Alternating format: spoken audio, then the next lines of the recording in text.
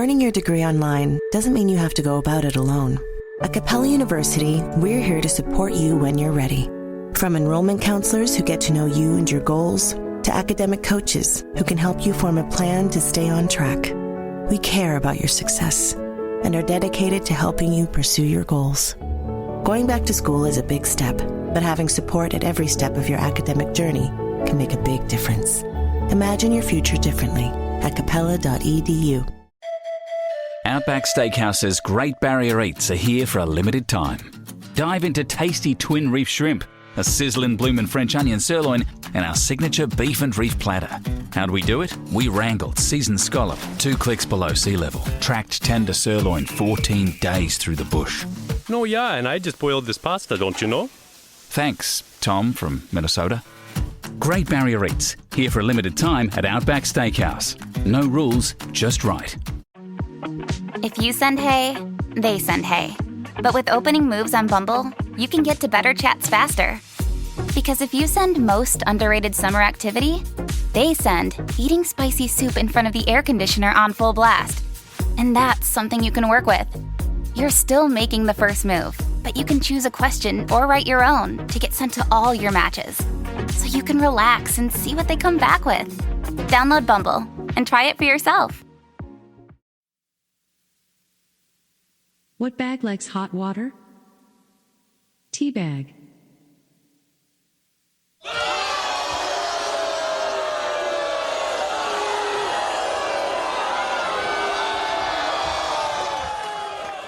I find it hard to trust mermaids. There's something a little fishy about them.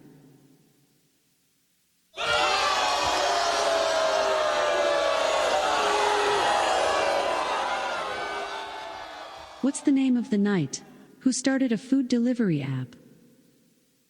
Surcharge.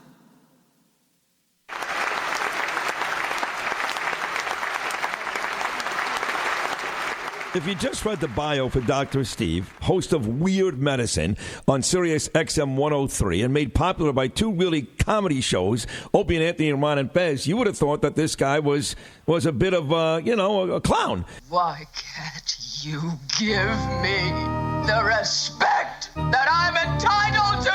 I've got diphtheria crushing my esophagus. I've got Ebola virus dripping from my nose. I've got the leprosy of the heart valves, exacerbating my incredible woes.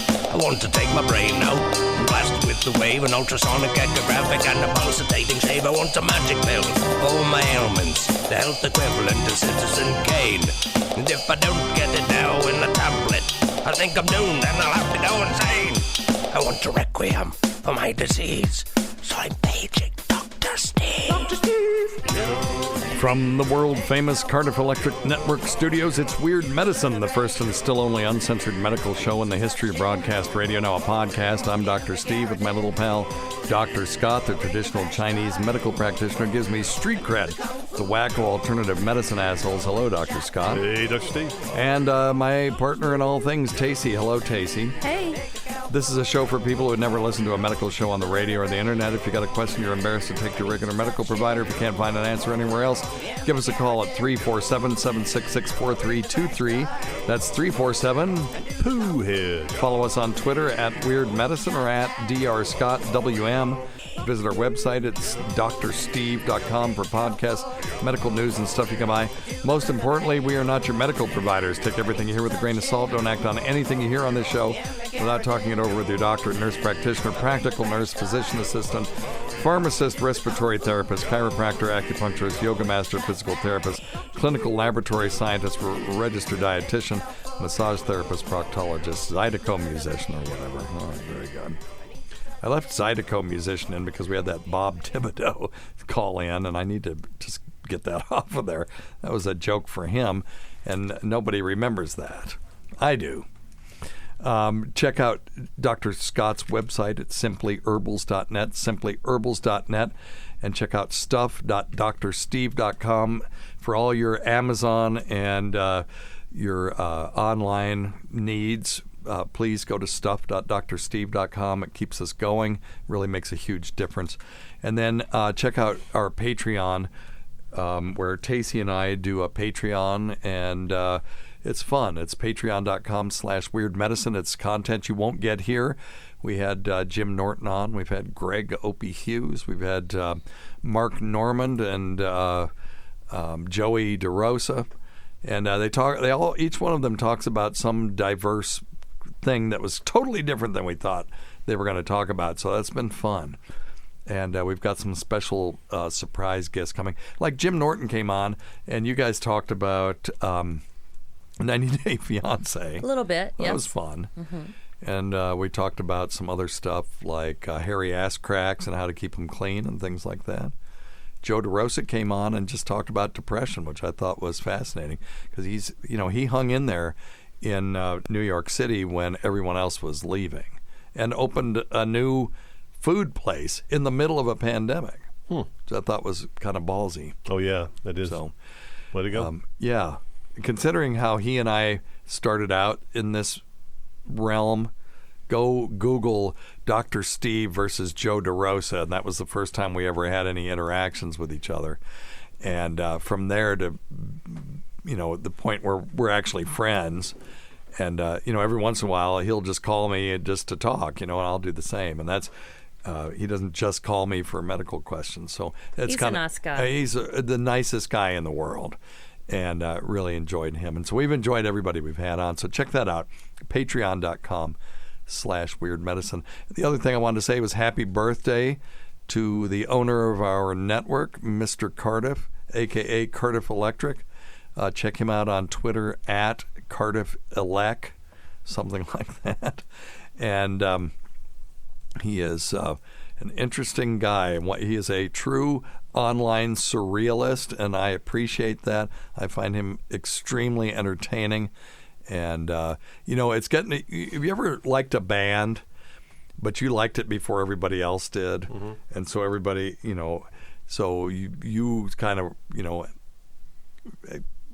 were ahead of the curve, and then all of a sudden everybody else likes that band, and then you're like, ugh, So I liked Cardiff Electric. I appreciated his talent, I think, way before other people saw him for the talent that he is. And now he pulled off a prank that I'm not going to go into now, but it was genius. It was pure genius. And now everybody's like, oh, Cardiff Electric's awesome. I'm not at that point where I'm like, oh, well, it's not cool anymore. He's still cool to me, but I'm actually very happy that other people are picking up on the surreal nature, because you could, we went to the Dali Museum. He was an old school art surrealist, right? Well, Mr. Cardiff is this kind of has the same talent, except it has to do with things on the internet. That's hard to explain. But anyway, you'll go check it out now, and then you'll go, Dr. Steve's a fucking idiot. But I'm just telling you that he is a genius, whether you recognize it or not. And my friend Murray, who was also a genius, he made a comment once that the more biting the satire, the narrower the audience. So Mr. Cardiff's work is very biting. Indeed, because his audience is pretty small, maybe an audience of one, but I really do appreciate him. So happy birthday, my friend. Happy Glad birthday. You're out there. Yep. Uh-oh. Better see what this is. Oh. Well, and there he is. Hello, sir. I just wanted to see if you would answer the phone while you were doing a show. Of course. Why, I would always take a call from the esteemed Cardiff Electric, the owner of our podcast network and famed creator of the SJ Army. Time is money. Get back to work. Okay, sir. Thank you. That's funny. Son of a bitch. All right. Check out Dr. Scott's website at Simply Herbals. Did I say that? Yep. But you can say it twice. It's all right. How's everything going with that? Pretty well. Yeah? Pretty well. Okay, well. Selling some Good spray. Always full of lots of information. Thank you, Dr. Scott. Oh, hell, if I say too much, you bitch about it. I don't say that, you bitch about Well. it. Lose, baby. That's right. That's what but this thank is. you, though. This is a lose It situation. sure is. Hey, well, at least the temperatures are going up in here pretty quickly. Yeah, at it least, is. At least we got that going for us. Yeah, it's 1,000 degrees in the Weird Medicine studios, and it's Dr. Scott and I installed. Or the closet, as I like to call It's it. not a closet. We are all sitting very comfortably in here with a large 8-foot table and mixing boards and cameras and everything. But you can call it whatever you want. It's where my Christmas tree should be. Probably true. But Dr. Scott and I installed a new air conditioner up here, but we haven't finished the job yet, and we haven't fully insulated. So as soon as I turn the air conditioning off, the temperature turns up to 1,000 again. And it doesn't matter Kelvin or Fahrenheit or Celsius. When it's 1,000 degrees, it's hotter than shit. And thank you to Becky and Jerry for the unit. They don't listen, so they don't care. No. But thanks for the shout out. Dr. Scott, you've got some stories for us today, I believe. I have a couple. Okay. I figured we started Very out good. with All right. something that I felt was kind of shocking. Okay. Electric shock to penis may cure premature ejaculation, a study says. Okay. So is this like the Ludovico technique from, well, I'm going way back. So if you're ahead of us. Born in the 50s and you watched the movie Clockwork Orange, you would remember the Ludovico technique where they used aversion therapy to keep the guy, Malcolm, well, that wasn't his name on the movie. God, now I can't remember anything. But to keep the guy from committing crimes. So they would show him films of horrible crimes, and when he would get aroused, then they would give him medicine to make him, vomit, as we would say in Tennessee, and they wouldn't let him close his eyes. But the bad thing is that the soundtrack to it was Beethoven, so they also conditioned him against Beethoven. So I can just imagine you've got some spouse who is pissed that her partner, his partner, has premature ejaculation. So now you hook them up to this shocking thing and say, now try to shoot in 30 seconds and see what happens to you. I think that would work. You know what I mean? Oh, I do. Yeah, It's a long way to go around to that. I mean, it's not a joke exactly, No. It. I'm not Tom Myers. It's I'm not setting up a joke with 14 paragraphs, but I just imagine that sort of aversion therapy would actually work for that. But I'm assuming that's not exactly what they're doing here. No. Okay, so what is it? Aversion therapy seems like it would have quite an effect. Oh, I'm coming. No, you're not. No, you're not. Yeah. Yeah, I think it's probably, and that's maybe where they got this. Anyway, researchers found, they were in Lebanon. They found that men roughly last 7 times longer in bed after undergoing electric current therapy. In a recent study published in the Journal of Asian Journal of Urology, reported about how by giving electric current or TENS unit to the dorsal penis nerve, the dorsal nerve being the one that runs along the top. Yeah, that's if your penis is sticking straight out from your body, the dorsal vein and the dorsal nerve are pointing at the ceiling, kind of like a dorsal fin. And there you go. Like a fish. Exactly. Yep. And that's so what they're doing is they're putting effectively a TENS unit on that and shocking it, because what they found is that's the nerve that's responsible for the input of movement and sensation, which turning it down. Yeah, which actually makes sense. Yeah, so it's it's very decreasing its sensitivity. Yep, and you know what, Dr. Steve, it's a lot like those dorsal column stimulators they use for pain. That to shut the nerve off. Yeah, or at least provide another sense of stimulation to quell that storm. Gotcha. Doesn't actually turn it off completely, but it just kind of quells it. But so they did a study on this 28-year-old guy that was climaxing after 40 seconds of sex on almost all occasions. God, he was going that long. That's what I said. What's the complaint there? Get it over with, for God's sakes. Yeah. But after being in a relationship for more than a year with his girlfriend and still shooting and doing it twice a week, you would have thought he would develop some sort. You would have thought. We're going to talk about non-shocking ways to take care of this, but go ahead. But after they did this TENS unit on him, and that's exactly what it is. It's a TENS unit. they actually have shown that it can increase his length of not reaching premature ejaculation by up to 40%. So 40%? Yep. So wait a minute. So he was going 40 seconds. Yeah. 40% of 40 seconds would be 16 seconds, right? Yeah. So now he can go 56 seconds. Right, but now after multiple therapies, now after multiple therapies, he's making it 3 full minutes. Oh, okay. So that's pretty Which good. is enough. Yeah, hell yeah. I mean, Tacie would love it if I were built that way. Wouldn't you? I mean, you kind of are a fan of the quickie, right? Yes. Yeah. Oh yeah. And I was always a fan of the marathon thing, and it's been interesting trying to reconcile that, because she's hardwired for the quickie and I'm hardwired for a marathon session. And it's anyway. Well, but she loves it when we talk about our sex life on this show. Yes. But a lot. I'll say no more, but I'm just saying it can be a challenge for couples. Yeah. But they actually may have gotten some of this concept. Sometimes handicap paras, if they want to try to have an erection and actually have children, they'll actually put a TENS unit on these penises for people who have spinal cord injuries, and they can actually get erections. Really? Yeah. Interesting. Yeah. I'll have to read about that. Yep. That's it's a therapy. It is a therapy that they do on occasion. I am interested in getting the electroshock therapy for the corpora cavernosa. Mm-hmm. So those are the spongy parts of the penis that fill up with blood and give you a nice meaty erection.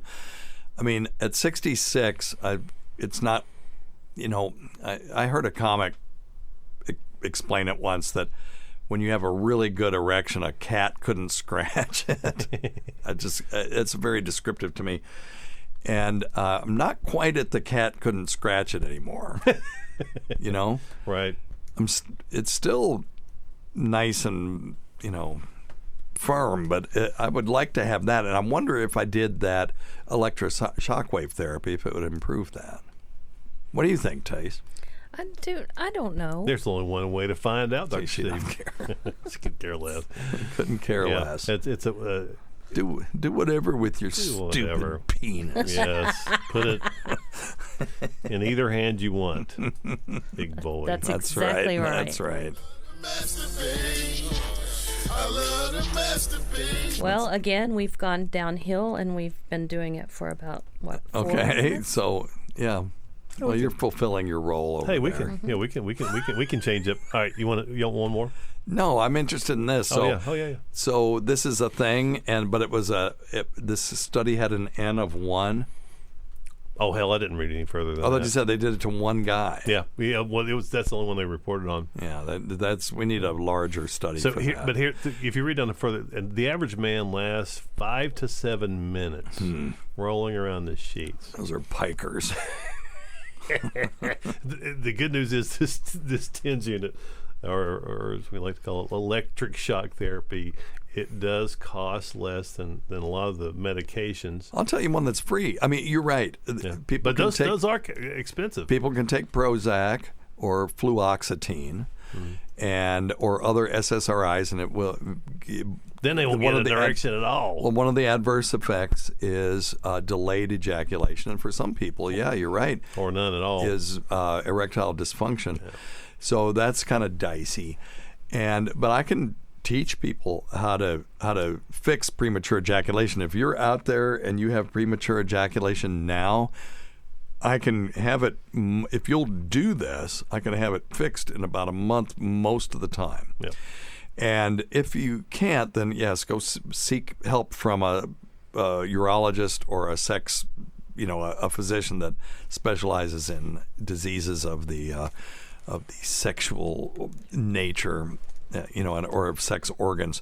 But this is what you do: you go on Amazon, go to stuff.drsteve.com, and just what you want is a gel masturbator. And what this thing is, it's like a fleshlight, except way, way, way cheaper than a fleshlight. But it's basically, you're looking for a fleshlight that doesn't have some model's vagina on it. I do not understand fleshlights. Do you get this at all? apparently what they do is these porn or adult film stars will take a casting of their external genitalia, and then they will put that on a fleshlight. And when you buy it, you're like buying, Scarlet Star's, vagina. Wow. Except, to me, all of the fleshlights look exactly the same. Yeah. And, it's just the trappings on the outside, the packaging. It's all marketing, I think. Mm-hmm. And even then, it's like, who cares what it looks like? It's not, they're not there. Anyway, so I don't get it. But you're paying extra for that. So don't pay extra for that. Just buy a generic gel masturbator and get some water-based lube, not the warming stuff. I'm just warning you. Don't get that stuff. And also, don't have intercourse after you've been cutting up peppers to can them, and then it's all over your hands. And then you take the lube and you put it on your hands and then kind of lube yourself up and then go at it, because not only will your penis burn like fire, but your wife's vagina will too. I just heard this. Yes. I'm just saying. I believe that was the last time, and it's been about, 3, 4, 5 years. It's horrible. Anyway, don't that'll teach him. Don't do that. That'll teach him. Oh, you mean the last time we had intercourse at all? Okay, I get the joke. Okay, I get it. I'll give you it.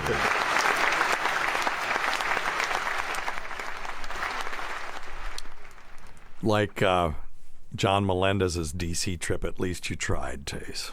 So anyway, so get the non-warming lube. You want water-based lube. Don't get silicone-based lube. It will eat this thing up. Mm-hmm. Now, what you want to do is you put this thing on a table that's about waist high. And this is the simplest way to do it. If you try to do it in bed, it's very difficult. No. But put a towel under it, and then wrap the towel over it. And then what you're going to do is you warm the towel first. No. It just goes on and on. No, I'm going to teach them how to cure their premature ejaculation. I'm doing a service here. So I just don't want them to run into any problems. Sure. So now the point is that you fix this thing on the table with your hands or with this towel, and hold it down so that you're fucking it. You're having intercourse with it. You're not holding it in your hand and jacking it up and down. Okay, does that make sense?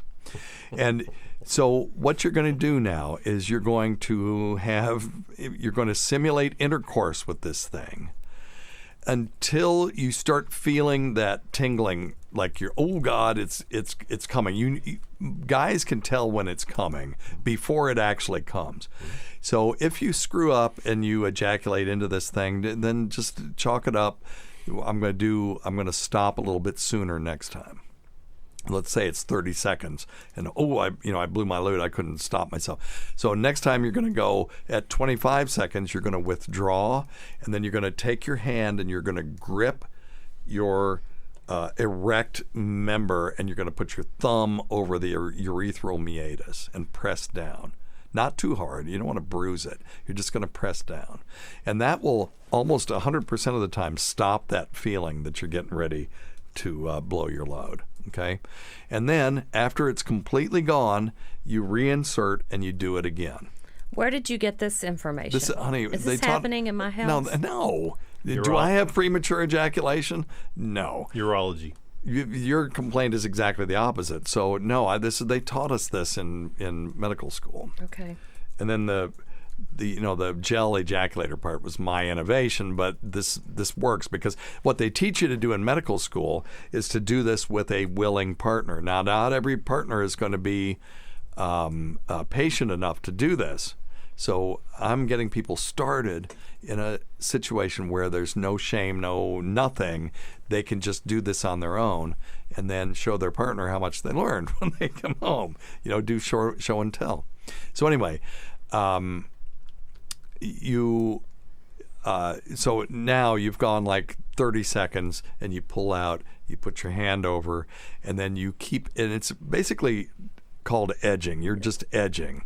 and you get close to the edge, and you continue to do this. Now, this may take you a month of doing this 3 or 4 times a week. But what you're going for is each session that you have, the first time that you pull out, hopefully will be longer than the amount of time it was the time before. So if it was 30 seconds the first time, then it's 45 seconds, and then it's a minute, and then it's 2 minutes and 4 minutes, and then you can make it go as arbitrarily long as you want to. Now, you want to do this with a partner who's aware of what you're doing so that they can do this with you. So now you should be able to insert in a vagina or whatever. There's no judgment here, whatever your partner has, and go for, 2-3 minutes. And then if you want to go longer than that, you're going to pull out and have them hold your penis with their thumb over your urethra. And what they taught us in medical school was to start with that. I think that's wrong, because how many partners do you know are that patient to work with somebody that has premature ejaculation, to do this time after time after time, Yeah, see, it's not really going to happen, particularly in 2022. We're very, we just want to get things done quickly. And I think doing it with the gel masturbator, you're going to get quicker results, and you can do it more often. And like, if you're doing this with your partner, getting them to do it twice a week is probably going to be a stretch. With this, you could do it every night if you wanted to, and just practice edging and go longer and longer and longer until you can have intercourse without withdrawing at whatever arbitrary limit you've set. Because premature ejaculation just means that you've ejaculated sooner than you thought that you should. For some people, that could be 20 minutes. For other people, 7 minutes. Other people, 3-4 minutes. So, okay. All right? Got it. No drugs. But it is more, it's more labor intensive to do it this way. Although you could argue it might be more fun than attaching a TENS unit and shocking your dick into submission. Yes. Okay? Yep. All right. Very reasonable. Very good. All right. Today's episode is brought to you by Angie. Angie has made it easier than ever to connect with skilled professionals to get all your jobs and projects done well. Let me tell you, there's the version of it where you try to do something at home, and then there's a version of it where you have someone help you, you watch them do it the right way, and you go, thank God I didn't try to do that myself. I have fully done things around the home that I think look good, and then a bang in the night, and I wake up to a shelf collapsing, a painting falling off the wall. I've seen it all go south. I own a home, and I can tell you, I know how much work it can take. Whether it's everyday maintenance and repairs or making dream projects a reality, it can be hard just to know where to start. But now all you need to do is Angie that and find a skilled local pro who will deliver the quality and expertise you need. Whatever your home project, big or small, indoor or outdoor, you can Angie that and connect with skilled professionals to get the project done well. Right now, one of my wish lists is I want a bike for my condo in Milwaukee, and I would love to rig it up on a pulley in the ceiling because I have one of those lofted ceilings, but I'm so scared to try that on my own. Angie has 20 years of home experience, and they've combined it with new tools to simplify the whole process. Bring them your project online or with the Angie app. Answer a few questions and Angie can handle the rest from start to finish, or help you compare quotes from multiple pros and connect instantly, which means you can take care of any home project in just a few taps. Because when it comes to getting the most out of your home, you can do this when you Angie that. Download the free Angie mobile app today or visit Angie.com. That's ANGI.com. Outback Steakhouse's Great Barrier Eats are here for a limited time. Dive into tasty twin reef shrimp, a sizzling bloomin' French onion sirloin, and our signature beef and reef platter. How'd we do it? We wrangled seasoned scallop 2 clicks below sea level, tracked tender sirloin 14 days through the bush. No, yeah, and I just boiled this pasta, don't you know? Thanks, Tom from Minnesota. Great Barrier Eats, here for a limited time at Outback Steakhouse. No rules, just right. ABC Wednesday. It's the premiere everyone is talking about. I'm Joan, and I'm your first Golden Bachelorette. Loves getting a second chance. When you're 61 years old, you have very few opportunities to change your life. I have to be ready. The Golden Bachelorette is proving romance never ages. I represent millions of people in their golden years looking for love. The Golden Bachelorette. I am ready to find the next great love of my life. Series premiere Wednesday on ABC and stream on Hulu. Are you an overthinker? Then I have a podcast recommendation for you. Introducing the Magical Overthinkers podcast, a show for thought spiralers, exploring the subjects we can't stop overthinking about. I'm your host, Amanda Montell, author of the New York Times bestselling book, The Age of Magical Overthinking, and host of the Sounds Like a Cult podcast. Every other week on Magical Overthinkers, I interview a brilliant expert guest about a buzzy, confounding subject from the zeitgeist. Think narcissism, social media comparison, imposter syndrome, girl math, complete with thought-provoking conversations and actionable takeaways for how we chronically online listeners can get out of our own heads. This podcast is here to make some sense of the senseless. Listen to Magical Overthinkers now, every other Wednesday, wherever you get your podcasts. What else you got? That was a good one. Yeah. We'll change pace here a little bit. Okay.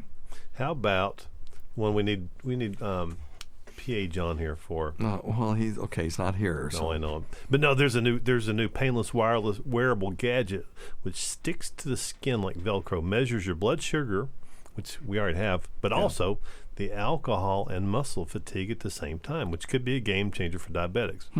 And part of the cool thing is that this will actually help you to monitor your blood sugar on the fly, and then if you're drinking alcohol, you can actually tweak the amount of medicine you need. Interesting. Yeah, it's kind of cool. So it's brand new. What they'll do with this is they'll make us wear it, and then they'll wire it to our car so it won't let us drive if we've been drinking. What company makes that? I don't drink and drive, but I would be pissed if my car just went, nope. CWS? Oh, I don't know. Yeah. Okay. Yeah, it's kind of cool. So they're just now into some trials, very, very early. But gosh, you think about for this type 1 diabetics, this would be a wonderful thing. Mm-hmm. Yeah. All right. It's Aquil X is the startup company that's got this. Okay. Well, we're not recommending the people No. invest in it or anything. No. No, I'm just saying. We have to say that. I was just interested. Yeah, I'm interested. That's fascinating. Yeah. Anything else? No. We need an artificial placenta. We need an artificial pancreas until we have. So an artificial pancreas basically would just read your blood sugar and then give you insulin at the correct dose to maintain a normal blood sugar. And we're getting close to that. We have sensors that will read your blood sugar, and then we've got devices that will give you insulin at the same time. Based on that reading, but PA John had one, and he found it to be a little bit annoying in that it would wake him up at 4 a.m. if the sensor just fell off, and it'd tell him, "Oh, your blood sugar's 0," and stuff like that. So we got to perfect that. But an artificial placenta would be a big deal because I worked in the NICU in training, and these babies come out at 24 weeks or whatever. It would be really cool if you could just take their umbilical cord and hook it up to a placenta, put them in a vat of saline, and just let them finish growing there rather than trying to maintain them on a ventilator with all the things that go along with that. The retinal dysplasia and stuff like that. And it's very difficult for the preemies in the way that we try to resuscitate them and keep them alive during that period of time. So, artificial pancreas, we need artificial placenta, we need, what else? That would be pretty cool. Artificial retina. Yeah. That would be cool. We've got the artificial cochlea, or we've got the cochlear implants now. Mm-hmm. So these are all things that we, artificial skin, like Data had in, was that First Contact? I don't remember. First Contact, when Data, the Borg queen, was trying to seduce Data, and she gave him a little patch of skin on his arm, and then he could feel. He had actual sensation. Cool. Anyway, yeah, we need that too. We need lots of stuff. Yeah, we need lots of things. All right, are you done with your stories? Yep. Okay. Number one thing, don't take advice from some asshole on the radio. All right, very good. Thank you, my friend. Oh, here's kind of the opposite, or not opposite, but it's related problem this person had. Let's see if we can get it. Hey, Doc, it's Dee from Texas. I got an embarrassing question for you. Okay, man. Since I turn about 40, whenever I'm banging my wife, it seems like I don't complete the transaction and I lose the boner about once out of every 2 or 3 times that we do it. And I don't know what's going on. Like I said, I'm 40. I walk every day about 8 miles, so I'm in pretty good shape and pretty good condition. But anyway, let me know. Thanks. Yeah, man. So the question is, does he have delayed ejaculation, or is he just losing his erection halfway through? Sound like he had a little bit of both. Or when he says he can't complete the transaction, is he not ejaculating out the end of his penis? Because that's another thing. Oh, yeah. So people that have a normal orgasm but do not ejaculate are having retrograde ejaculation. That's 100% of the time what that is.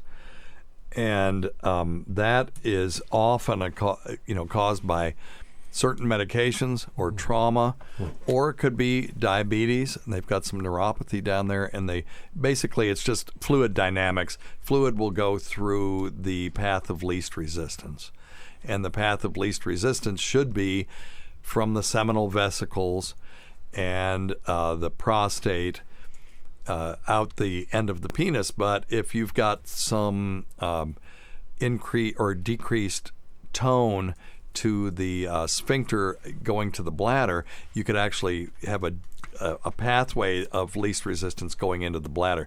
So what they're doing is they're ejaculating into their bladder.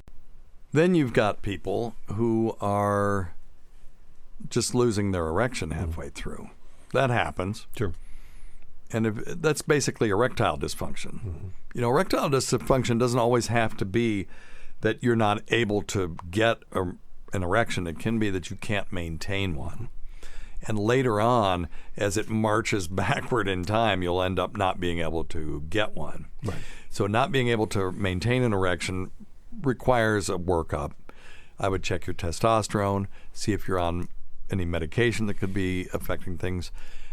Make sure that your blood pressure is okay and you're not diabetic, those kinds of things. Yeah, just a good workup, CBC, just to check all of those numbers. Yep. Sure. And then if all that checks out and you're able to masturbate to completion 100% of the time, but you're not able to complete the transaction when you're having actual intercourse, that could be psychological.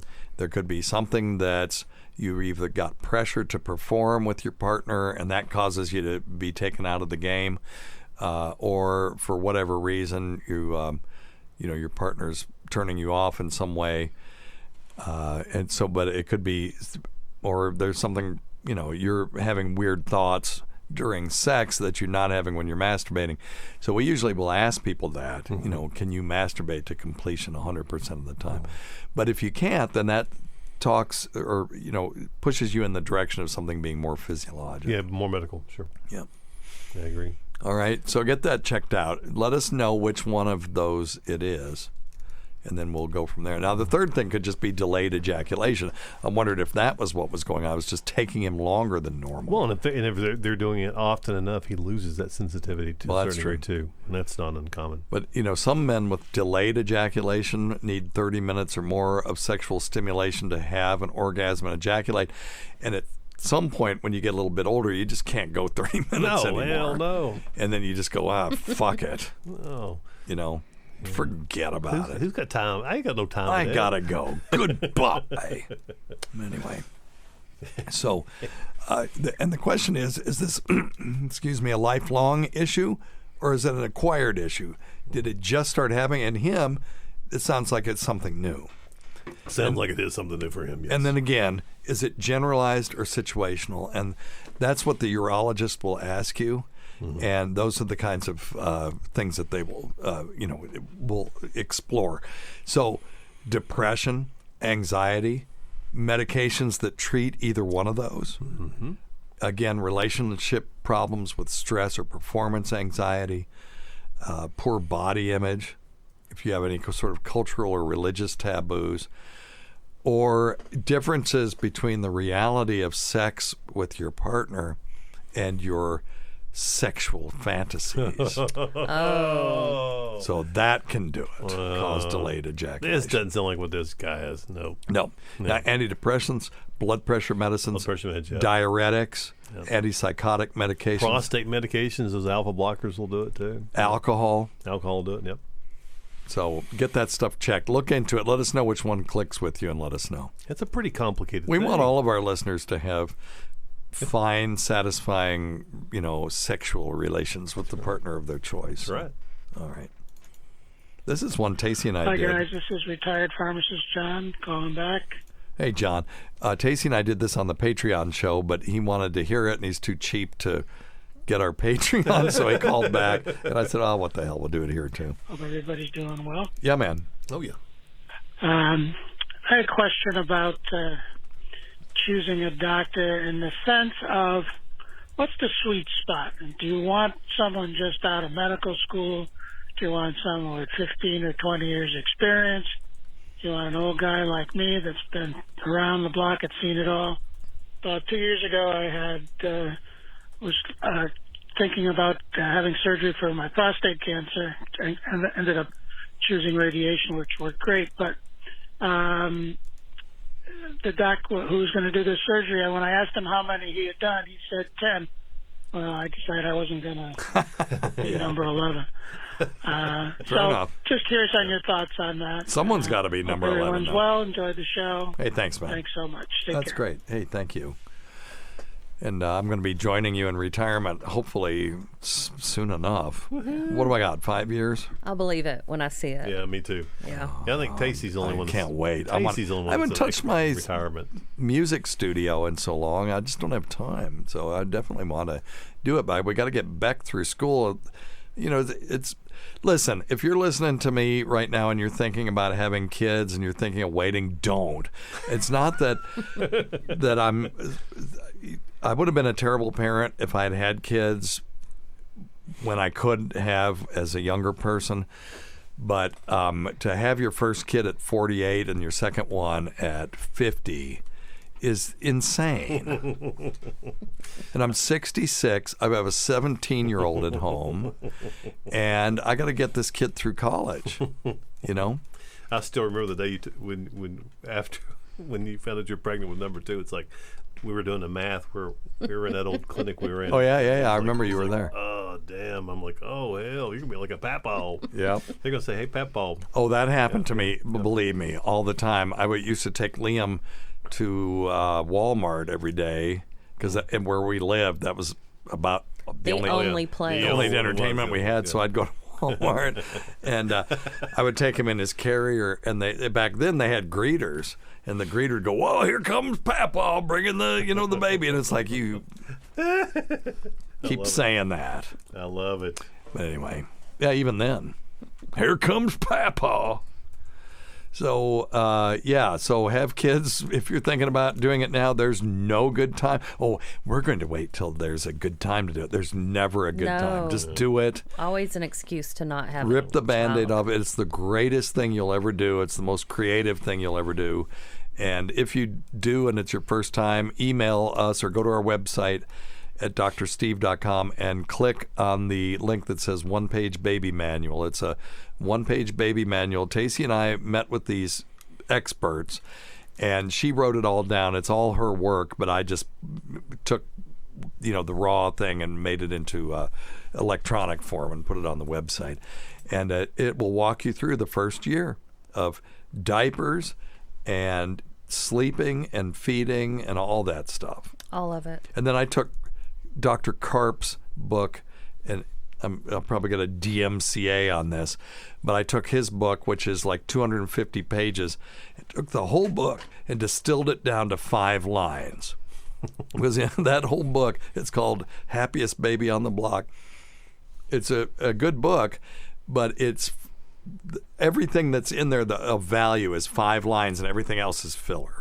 So he came up with a cool idea, wanted to publish it, and then wrote 250 pages just to pad it out. So it's all there. So check it out, drsteve.com, and click the link that says one-page baby manual. But anyway, so What are we talking about? We're talking about how you pick a physician. Oh, yes, thank you. So the sweet spot. Where is the sweet spot? There isn't one. So George Foreman always talked about a boxer, when they get older, they lose their speed, but they always gain their power. You know, they always have their power. As long as they keep working out. Well, yeah, that's right. Oh, I know where you're going with this, and that is brilliant. I'm going to give you this ahead of time. Give yourself a bill. Because I know where you're going with that. That's right. But so they will lose their speed. So I don't have the speed, the mental agility that I did when I was fresh out of residency. I was hot to trot, ready to go, knew everything or thought I did. But as I get older, I feel that I have less mental agility, but I've got way more power. My ability is much higher than it was back then. And if I needed to do a diabetic ketoacidosis, I could figure it out. And if I had to do a bunch of them, I would be really good at it. But I retain my power and have increased my power, but my speed, my quickness is gone. Now, Tacie's alluding to something that's analogous to working out. Go ahead and talk about it, because you worked with a lot of doctors, a lot of physicians, not all of them. I mean, it's just like in every career, people get lazy and they don't keep up with the new information. Or the newest thing, and the newest thing isn't always the best thing, but at least you know about it. Right. And there are a lot of reasons for that. They're overworked or they're lazy. But there are lazy ones that don't. And so that would not be a good one. You could talk to your pharmacist. I think your local pharmacist would know. Yeah, this is a pharmacist calling us. Who would know better than a pharmacist? Well, I mean, he's retired. Okay, fair enough. But I mean, so...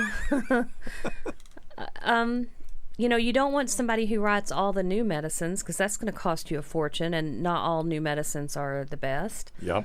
But you don't want somebody who writes nothing but 50-year-old medicines, shitty generics all the time. that are 50 years old. Yeah, and if you got to know, some of the pharmacists are even thinking.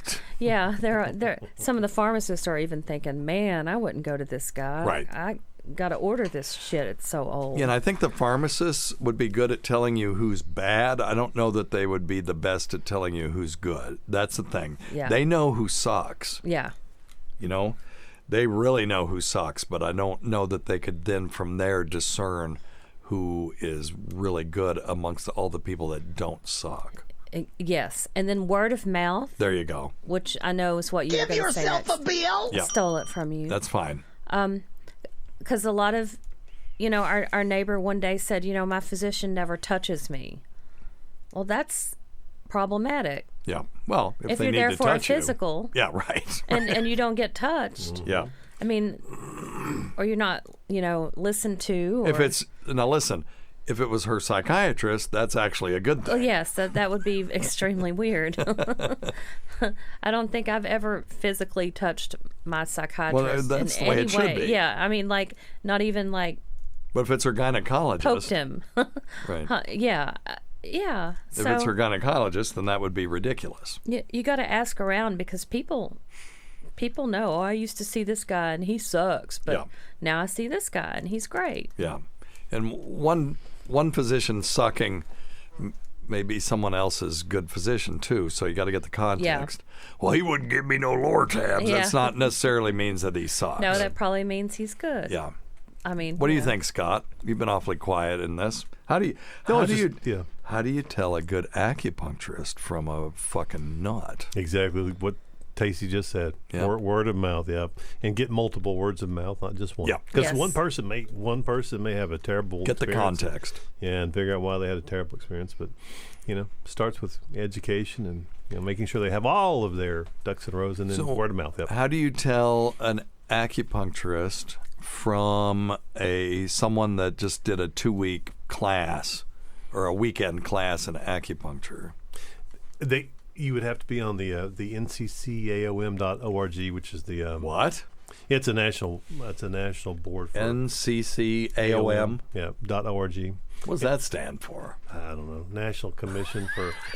You don't know? Hell, I don't know. I wasn't expecting this question. Look him up. I was taking it. I found it. I was listening to Tacie. National. You were just looking at her tits. This is National Certification Commission for Acupuncture and Oriental Medicine. Yeah, it's a national site, and that way you can actually look if you have someone in your neighborhood, and you want to see if they have credentials, etc. Then you can actually find them. Okay, well let's do 25 miles from my zip code, and let's see if you come up. Yeah, I want to see who comes up on Probably here. not. Oh my God, because you didn't pay your money. Oh, you're not. You're not on here. I am the smart. I am. There's a reason for that. Well, there's a bunch of people that are on here that don't have your qualifications. No, I know. What's that about? Hell, I don't know. They can get on this thing and not be a diplomat of Oriental medicine. How do you find those? If they went through a Chinese medical school program and they're like an LA. These are people in our town. I've never even heard of these people. Oh, I know. That's why you've got me, old buddy. So okay. Now this really makes. Okay, so you recommended this website. Yeah, I know. There are people on here that I know must have done a weekend class. So how do I discern? Yeah. I go to this and there's 20 people. How do I know which is the We one need I should to go erase the last 4 or 5 minutes. Why? Yes. Because what he said, this doesn't work. Oh. well, to a certain degree it does. Well, no, I'm just asking the follow-up question. Well, but what I would say first of all is if you go to somebody and all they do is dry needling. Yeah. That's not the same as what we do practice medicine. If it's a chiropractor. Well, then you got to go to somebody and whatever. then find out. Is there no way to pre-screen these people? Lord, I tell them to call and make sure. Yeah, call. And if they don't have a website, and what questions should they ask? Well, ask them where they went to school. Ask them what their degree is. Ask them if they went through a 4-year Chinese medical school program. Or if they just did a weekend warrior. I get very, very, very upset with some of the knowledge that's passed on by other medical professionals that say, oh gosh, it's a challenge, and that. Of course, we've been battling this for 20 plus years. So because there are lots of people out there that want to practice medicine without a license. Yes. And the thing about Dr. Scott that I have said multiple times, he took 4 years out of his life to go to traditional Chinese medical school. Mm-hmm. So it was 4 years of medical school, and he does a different brand of medicine, and we can, make fun of certain things that Dr. Scott says in here. Sure, of course. But he could make fun of things. If we were on an acupuncture podcast, he would be making fun of me because I'd be saying stupid things to them. So, but the one thing I can tell you about Dr. Scott is he's very conscientious. He doesn't do things that aren't in his scope of treatment, and you can tell that 4 year of medical school, plus you did like an internship or something too, right? Mm-hmm. Yeah, and his 20 years of experience doing clinical traditional Chinese medicine, it's way different than somebody that just took a class. Yeah, and they just do some because I've watched you at work, and 100% of the patients that I send to you come back telling me at least they feel better. Yep. He's on it, Steve. I actually went through there and found it's got my full name, Steve. It's got my legal name. Well, who knows? You're not on it from 25 miles from my zip code here. Yeah, no, I am. Yeah, because I put it in there myself. Dude, I just did it. Okay. I'm looking at it right here. He's on it. Okay, don't say the zip code. No. But I'm telling the boss is here, and she seconds my emotion. I believe you. Okay, let me see. Maybe I'm at the wrong website. Yeah, it's my. Okay, I'm doing 25 miles from your zip code, and let me see. There you are. Yeah, now I see. Yeah, my legal name. I had no idea what your legal name was. Now, you know what's weird on this is it. Yeah, no, I did, but you weren't on the search that I did. Yeah. But that's fine. Sure. But it doesn't differentiate you. It doesn't say you're a DOM. Mm-hmm. It just has your name. Mm-hmm. But there's a diploma next to you. Let me see what happens when I do that. And that's an old website too. What's AC certification? Oh, that's just the acupuncture. And CH certification? That's Chinese herbal medicine. And OM? Oriental medicine. Yeah. Okay, so if you click on this thing, let me see what. This person only has AC, so you would only be getting acupuncture from that person. Yeah, that's correct. Yeah, they I got the medicine part. Yeah. Okay, now I think this website's okay. Yeah. I apologize. I should have done a better job. Yeah. You apologize. Well, it's not like you look yourself up on the internet. No, hell, I need to fix. fix. Now here's a guy here that says, okay, nobody cares. No. Nobody cares. Check out that website. It is nccaom.org. And then look at those diplomas on there and make sure that they've got all the things that you want. Anyway, that's interesting. Yeah. Interesting to me. Don't know if it was interesting to anybody else. All right. Let's see here. I don't know what this is. This person called in, and I'm not sure what's happening with this. Let's see if this is... Hey, Doc. This is Zach from Oklahoma. Hey, or Zach. The movie Messiah in the waiting room. Okay. Hey, I had an Messiah. interesting topic I thought you could talk about on the show. It's called the Mariko Aoki phenomenon, and it refers to what happens when people enter a bookstore, any kind of bookstore, and all of a sudden they have a sudden urge to poop, go number 2 to the bathroom. And apparently, like a lot of people have this. I've had it and just didn't really know about it. But I recently came across this article, and it was such a big thing that the Japanese did a study on it and found out that thousands of people have this. They don't know why, and they tried to, equate it to like smells of ink and paper, or if that has some kind of effect on the bowel system, or if people, they go to read when they're on the toilet, so maybe it's a psychological effect. Yeah. But they never did come up with an answer. So I just thought that this was interesting. It's Mariko, M-A-R-I-K-O, Aoki, A-O-K-I, phenomenon. Yep. And I just thought that was something cool you could talk about on the podcast. Yeah, absolutely. That's fascinating. Mariko Aoki, Gensho, Japanese expression referring to an urge to defecate that you suddenly felt after entering a bookstore. Have you ever had that? Never had that. Who goes to bookstores anymore? They've got cool stuff in bookstores. They do have cool stuff. They have to. Especially the old bookstores that have the old books. They're pretty cool. Yeah, I've ever had a poop walking in one. No, there was a great bookstore in Chapel Hill that I really liked. That I bought lots of stuff, and I used to love to just browse around. Yeah. And now it's just all Amazon, and I download shit to my Kindle. And you feel like you have to poop when you get on I do. Amazon I mean, store. I read my Kindle on the toilet. All right, theories. All right, let's hear some theories. Who has a theory? Well, one theory includes that the smell of paper ink has a laxative effect. That one would be easy to test. But as he said, the association with reading on the toilet at home. But I do tend to read when I'm sitting on the john, but I never ever have that associated with any other place that I go. What are you laughing at? I'm laughing at Sean. He feels like it when he has to go to work. Talk like egg to you when she goes to Pier 1. So Now, one thing I have noticed, though, have you ever had the urge to defecate, and then when you get closer and closer to the bathroom, it gets worse and worse? Maybe you were in your car and it was stable for a while until you get close, and then you're ripping at your belt, and if it gets stuck you're like, oh my God. Or zipper gets... am I going to be able to hold it?